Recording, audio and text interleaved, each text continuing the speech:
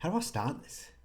I actually have no idea. G'day everyone and welcome back to the channel. As you probably are aware, we do a lot of One Piece TCG openings here on the channel. I think we pretty much open every product that's kind of come out, especially on the English side of things. So if you want to check out our openings, there's a playlist, go check them out.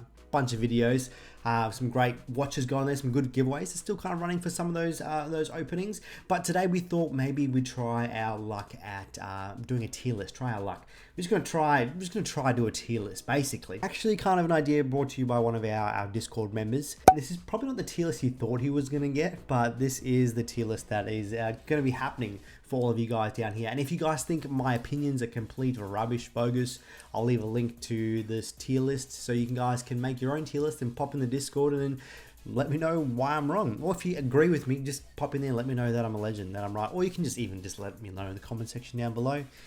Any kind of interaction here on the channel is going to be great. If you guys do like the content, make sure you subscribe. We've got heaps of opening stuff coming. OPO 7 pre-release is this week, so that means we'll have an OPO 7 opening. So guys, get excited for that. So here is our tier list maker. We've got some products down the bottom there. And basically how we're going to rank these things is based on a few things. Obviously, my opinion is going to be the biggest thing that's weighing in here. But I'm going to be looking at value, in particular kind of thinking about MSRP. I know some of these products you can't find at MSRP, but if we could in an ideal world get things for MSRP, that's kind of the value we're going to be looking at. Is that dollar versus card product worth it on that scale? The next thing we'll be looking at is thrill. How exciting is it to open? We love opening things, so we need to factor that in.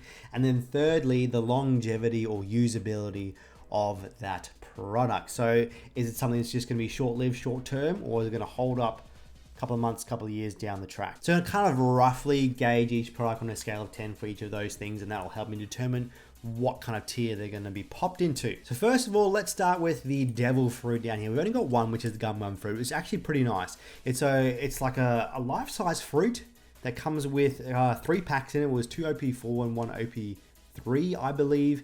Some Don sleeves, and then an alternate art Don as well. MSRP is around $50 Australian. So the value is actually not too bad. I don't know if I'd rate the value super high for this. Maybe give it like a 6 out of 10 in terms of value, maybe a 7 out of 10 in terms of the value. The fruit itself wasn't the greatest quality. Like, it could quite easily pop apart. It wasn't flat at the bottom, so it kind of roll over as well. If they kind of altered that a bit there, that value would definitely increase. The 3 packs is not too bad. It's a non-ratio product, so that factors into our next kind of thing there as well. And the alternate Don and the sleeves are actually nice as well. So probably gonna get the value maybe a 6 or 7 out of 10. Next up, the thrill for these guys. That's up there. I mentioned it's a no ratio product, so you have no idea what you're getting in your packs. You can get 3 manga rares, you can get duds. Personally, that makes it a big thrill for me. And you don't know what alternate Don you're going to get as well. You don't know what sleeves you're going to get as well. There's a few variants of those. So I'd say for thrill factor, this is probably like a 10 out of 10, 9 out of 10, 10 out of 10 in terms of thrill. So that gets full points there. And then in terms of longevity, usability, it's tricky when it comes to the TCG, like the actual card products. A lot of them will kind of drop off in the long term. The playability of cards, they'll just be power crept, or there'll be other options and things. So usually when it comes to cards, they'll kind of come down. But in terms of the actual devil fruit itself, it has a fairly good usability. You can use it as a deck box, nice display piece. The sleeves can always be used. The Don cards can always be used. So I'd say it has a higher score in terms of this area. I'd probably give it about 8 out of 10 in terms of that. That's about like 24, 25 out of 30. So I'm going to probably slot this up into S tier. That's a great way to kind of start. Really good product. All right, next up we have our sleeves. So there's a wide variety of these guys. But straight off the bat, I'm not the biggest fan of artwork or character sleeves. I like plain, simple sort of stuff. I generally find the plain, simple ones are a little bit more durable as well, which leads into one of our sections there as well. But in terms of the MSRP, $20 is what the MSRP for here in Australia, which is kind of average for character artwork sleeves. So the value there is not too bad. The plainer sleeves are usually cheaper, which is probably going to dock the value for me a little bit there. So maybe a 6 or 7 out of 10. In terms of thrill, this has got like no thrill for me. You know exactly what you're getting. You may have a little bit of a thrill because it's a character or an artwork that you really like. So maybe I'll give the thrill about a 2 out of 10, but otherwise, you know exactly what you're getting. There's no real thrill or excitement when you're opening it up. But in terms of longevity and usability, that's way up there. You can always use sleeves, doesn't matter what the meta is or what TCG it is. In fact, sleeves are always going to be a important and relevant thing, but usually I found with character sleeves their durability is a little bit less than the plain kind of sleeve. So I'll probably dock a couple of points, maybe give it 8 out of 10 because of that. That takes us roughly around 16 out of 30, and for me that's probably going to sit it in a C tier. Next up we have the premium collection. So we've had a few of these and the prices kind of range a little bit. So some examples are there. The one that we see there's the best collection. There's also been the film red edition. We've also seen the live action. There's a few others kind of coming out. Best Selection 2, UTA stuff. So these guys are usually just basically reprints of cards that we already have. Always in an alternate art. Some of them, I'd probably say actually most of them, all of them are actually really nice artworks. And so in terms of a collector standpoint, that value is kind of up there. In terms of like blinging out your deck for a competitive player, that value is also up there as well. In terms of like MSRP, roughly around $70 Australian, usually for about 12 cards, which means the cards can be slightly expensive. So in terms of that, I might just dock it a little bit. Maybe I'll give it a 7 out of 10 in terms of value right there. Now, in terms of thrill, this is once again a product you know exactly what you're getting. So the thrill level is going to be a little bit lower. They're nice, pretty cards. I'll maybe give it a 3 out of 10. And then in terms of the longevity, usability, so this, once again, it all depends on the meta. If you're a collector, like this sort of stuff doesn't really matter to you, but if you're a player and you're getting these cards to bling out your deck, may only be relevant for a set, maybe 2, and then usually these cards drop off. Sometimes they have a bit of a resurgence when a new set comes out that just gives those cards nice support, or those cards are nice support to the new stuff. So I'd probably give it a bit of a lower score in terms of that. And I probably landed around about 5 out of 10. And this puts us about 15 out of 30. And for me personally, I'm going to probably, may hate me for this, I'm probably going to put it in D tier. I feel like this is probably like the least valuable, least exciting kind of product out there. For me personally, for some other people, this may be like top S tier sort of stuff. So that's why I'm going to leave that link in the description for this for you guys to make out your own tier list with these products. All right, next up, double packs. This is probably one of my favorite products, double packs. We've seen them since I think about set 3. Was it set 3 or set 4 that they first came out? Basically, you get 2 packs and you get an alternate art Don, one of 2. So now let's talk about value. So MSRP is around, it's kind of crept up a little bit, but it's about $17.50 per box. But it's a product that has no ratio whatsoever. So you could get absolute fire out of your double pack boxes. You can get absolute garbage. It does add a bit of extra value because the double box itself can double as like a deck box as well. So you can use the whole product, which is absolutely fantastic. So for me, that value is up there. I'd probably give it about an 8 out of 10. I think it could be a little bit cheaper, but 8 out of 10 is not too bad for that. Now, in terms of thrill, for me, this is probably like a 10 out of 10 in terms of thrill. No ratios for the packs, so you can get absolute fire. You don't know which Don you're going to get. It's one of 2, but you don't know which one you're going to get when you open it. And so for me, that peaks at 9, maybe, but I'd probably go with 10 out of 10 in terms of the thrill for this one. Now, in terms of the longevity / usability, so we've mentioned before, when it comes to cards, usually their longevity, usability kind of dips off as a game goes on. But things like the deck box carrier container itself and the Don cards, they're always going to be usable. So that does bump that up a few more points compared to something that's just going to give you cards. So I'd probably give that about 6 out of 10, probably taking us to around 24 if we're doing quick maths correctly there. And for me, that's going to be up here in S tier. All right, next up, we're going to look at the ultimate deck. So this is different to the starter decks. We can see they've got their own different little picture here, but the ultimate deck. So we've only had 2 of these in the One Piece TCG. The one that we have here on screen, which is the 3 brothers, and then we have had the other one, which is the 3 captains. So this is an all blinged out deck. Everything is shiny, and it comes with multiple leaders, which means multiple ways to play the same kind of deck. And that does take the value up a little bit there for that. But if we consider MSRP, these guys usually go for about $45 Australian, which means they are a little bit on the expensive side when it comes to a starter. Yes, it's shiny. Yes, you get a few leaders, but for being like almost like $20 more than a normal starter deck, that is going to knock it down a couple of pegs for me. I'm going to give it a 6 out of 10 in terms of the value. Now, in terms of the thrill, this is probably another low down product there as well. You know exactly what you're getting. It is all shiny, so some bonus points there. 3 I'm probably going to give it out of 10 there if we're considering how I valued all the others. And then in terms of longevity, usability, so you do get some cool shiny Don, which bumps it up a little bit, I guess. Otherwise, cards are totally dictated by the meta, same with the leaders. So probably give it maybe a 6, maybe a 7 out of 10 just because of the shiny stuff. Which takes us around that 15 to 16 mark. I'm probably going to, at top of D, bottom of C is where we're going to land this one. Probably because it's probably around the same points as their premium collection. I'm probably going to put it top of D, a little bit higher just because of starter deck. It's a great way for beginners to kind of get into the game, get some nice shiny stuff. Look, as I'm saying that, I'm going to probably pop it up into the bottom of C tier just because you can get ready to rock and roll play, bump that value up a bit more maybe. Next up, we just have the ordinary starter deck. So these guys, MSRP for about 25 Australian dollars, which is so much more better value than the ultimate decks. Yes, there's only 1 leader, and yeah, no, not everything shiny in there. Yes, you probably do have to pick up 2 copies to make a playable one out of with these. For the ultimate decks, that is also true to an extent, less to an extent, but also true. So that probably balances each other out, those points there. But I probably give it about an 8 out of 10 for that value. Now, in terms of thrill, once again, this is a lowdown product. You know exactly what you're getting. Probably going to give it a 3 out of 10, just like we did for the other star decks.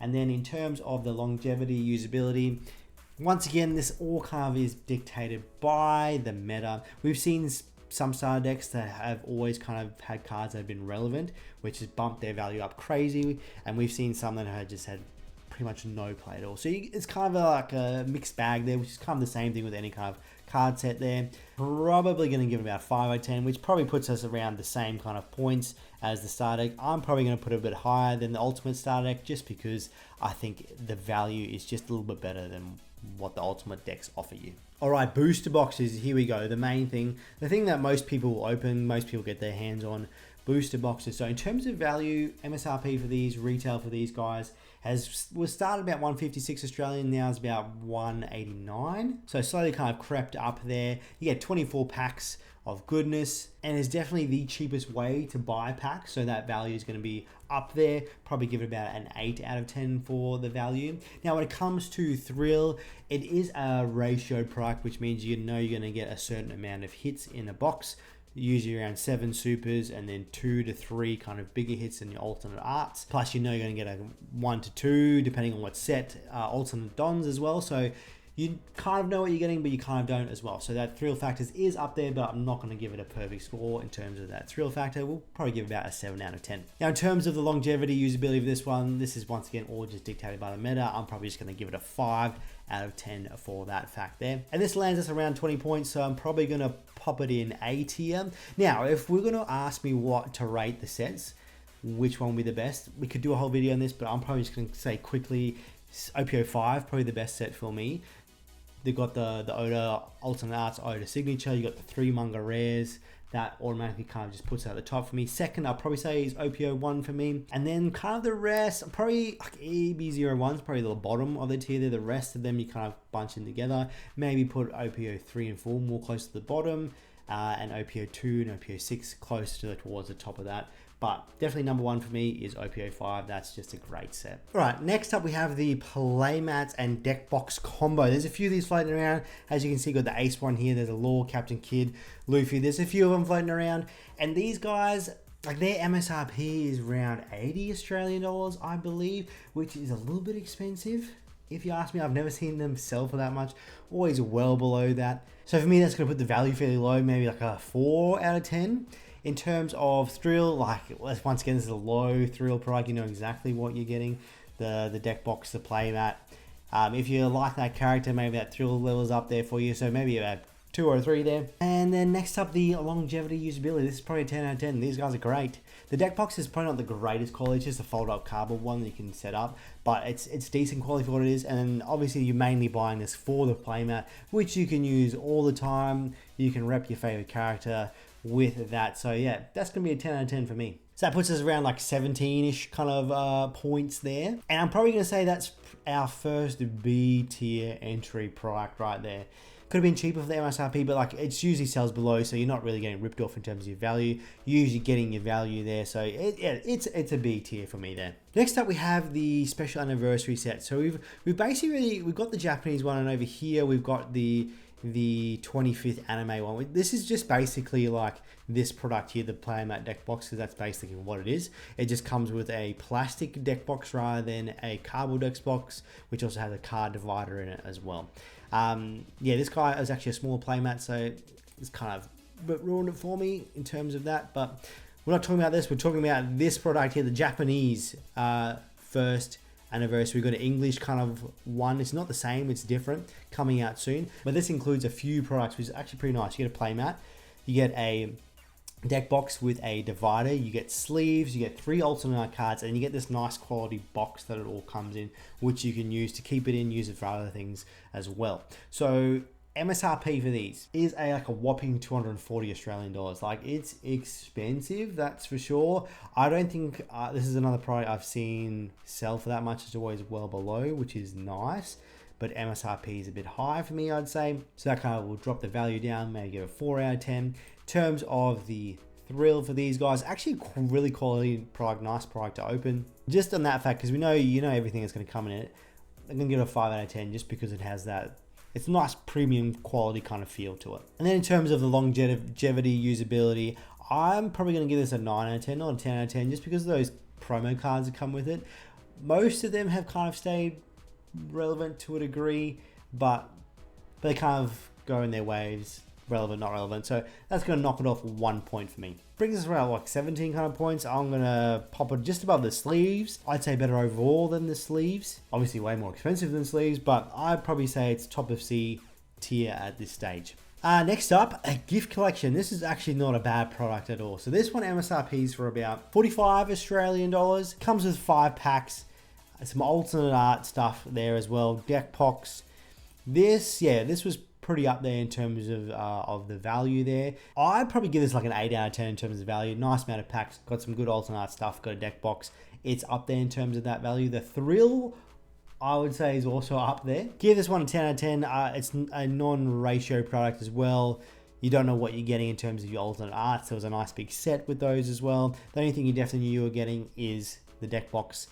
Thrill, I'm going to give that a 10 out of 10. Then for your longevity usability, this once again just dictated by the cards. They're nice collection pieces, those gift card collection card set in there. So for this, I'm probably going to give it a 5 out of 10, and probably still sneaks it into S tier here overall with 20 something points. All right, next up we have our special goods set. So this is like the playmat deck box sort of thing. So you get those sort of things, but you also get an alternate art leader with these guys. So we've seen the Three Brothers one where you got Ace, Sabo, Luffy with the alternate art Ace leader. This one here is the former 4 Emperors with the alternate art Whitebeard leader.